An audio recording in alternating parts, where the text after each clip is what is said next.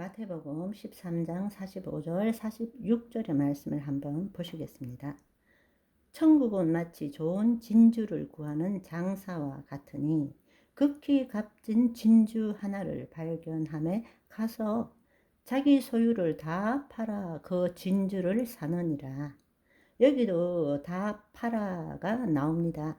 자기 소유를 다 팔아. 그렇지만 언뜻 보기에는 어제 비유와 동일한 비유 같지만 사실은 정반대의 비유입니다. 어제는 밭에 감추인 보화가 같다고 하셨지만 지금은 천국은 진주 하나를 사는 장사꾼과 같다고 말씀하십니다. 어제는 밭에 감추인 보화지만 지금은 천국은 장사꾼과 같다라고 비유하시는 것입니다. 천국은 마치 좋은 진주를 구하는 장사와 같다. 장사가 진주를 발견한다는 것입니다. 장사가 진주를 발견해서 그것을 자기 소유를 다 팔아 그 진주를 샀다라는 이야기입니다. 여러분, 그 당시에 진주는 오늘날 다이아몬드와 똑같은 것이죠. 가장 값비싼 것입니다. 하나님께서 인간을 통해서 자신의 통치권과 영광을 드러내시기를 원하시잖아요. 하나님께서는 이 땅을 다스리는 권세를 자녀에게 주셨기 때문에 그렇지만 마귀의 속임에 의해서 인간이 타락하고 그 통치권을 마귀에게 넘겨주었기 때문에 다시 자신의 몸을 통하여 하나님을 나타내게 할 자, 하나님을 나타나게 그 몸이 하나님의 생명을 경험하고 그 몸을 통해서 하나님을 나타낼 자, 하나님 보시기에 진주와 같은 자라는 이야기입니다. 하나님은 지금도 온 땅을 두루 감찰하사 전심으로 자기에게 향하는 자들을 지금 찾고 있고 능력을 베푸시기를 원하고 계시다는 것입니다. 하나님이 지금 진주를 찾고 계시다는 것입니다.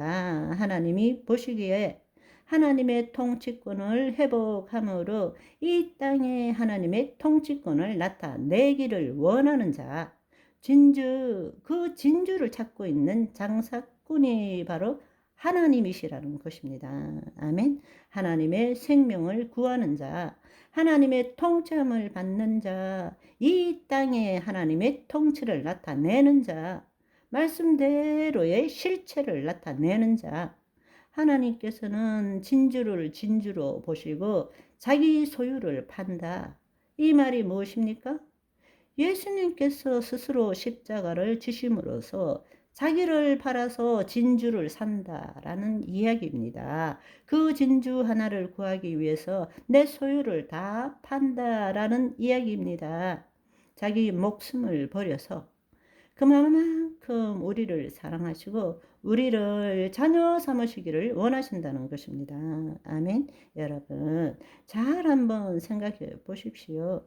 우리가 예수 그리스도 안에 거한다면 세상의 사람들이 나를 하찮게 여겨도 나를 멸시해도 하나님의 눈에는 가장 값비싼 진주와 같은 거예요. 우리가 진주입니다. 아멘. 아버지는 진주를 찾고 계세요. 지금의 내 상황, 내 처지가 어떻다 할지라도 무엇이라 할지라도 내가 더 이상 자신의 몸에 종노릇하지 않고 내 자신을 부인하고 십자가를 지고 그럼에도 불구하고 나는 하나님의 자녀야. 내 혼은 하나님의 영 안에 있어 하는 자를 장사꾼이 와서 사게 된다는 이야기입니다. 어제는 보화, 자기 밭에 감추인 보화를 비유해서 발견한 후에 기뻐하며 돌아가서 자기 소유를 다 팔아서 그 밭을 샀지만 지금은 똑같이 자기 소유를 다 팔아 진주를 사는 것은 정반대의 이야기입니다. 하나는 하나님의 자녀에 대한 이야기이고 하나는 하나님에 대한 이야기인 것입니다. 우리가 아직 죄인 되었을 때 예수 그리스도께서 우리를 위하여 죽으심으로 하나님께서 우리에 대한 자기의 사랑은 확증하셨느니라. 이게 바로 이 비유에 해당되는 말씀입니다. 어제 밭에 감추인 보화를 찾기 위해서 자기 소유를 다 파는 것은 누구든지 나를 따라오려거든 자기를 부인하고 자기 십자가를 지고 나를 따를 것이니라. 이 말씀과 연결되는 말씀입니다. 밭에 감추인 보화의 비유, 값비싼 진주의 비유에 이어서 마지막으로 또 한 가지의 비유가 있습니다. 이 비유는 시간적인 관점에서 볼 수 있어야 됩니다. 시간적인 관점 플러스 차원적인 관점에서 볼 줄 알아야 한다는 것입니다. 이 말씀이 얼마나 놀라운지 모릅니다. 마태복음 13장 47절에서 50절의 말씀을 보시면 천국은 마치 바다에 치고 각종 물고기를 모으는 그물과 같으니 그물에 가득함에 물가로 끌어내어 앉아서 좋은 것은 그릇에 담고 못된 것은 내버리느니라.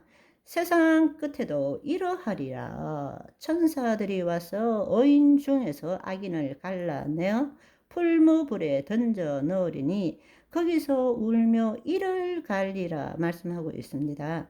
바다에 치고 각종 물고기를 모으는 그물과 같다.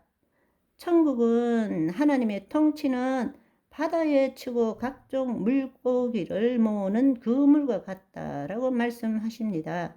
하나님 나라의 미래성에 대해서 설명하고 있습니다. 천국은 바다에 치고 각종 물고기를 모으는 그물과 같습니다. 바다는 무엇을 의미합니까? 바다는 눈에 보이지 않는 양자 에너지장, 초양자장을 이야기하는 거죠. 보이지 않는 세계를 이야기하는 것입니다. 물고기는 무엇입니까? 물고기는 보이지 않는 세상의 생각으로, 느낌으로 연결되어 있는 선한 사람, 악한 사람을 이야기하는 것입니다. 그렇다면 천국은 무엇입니까? 바로 하나님의 통치는 양자 에너지장을 통제하는 그물과 같다는 것입니다. 하나님의 영의 세계, 하나님의 통치는 보이지 않는 세계뿐만 아니라 보이는 세계까지 통치하시는 것입니다. 아멘. 오늘은 여기까지. 바이바이.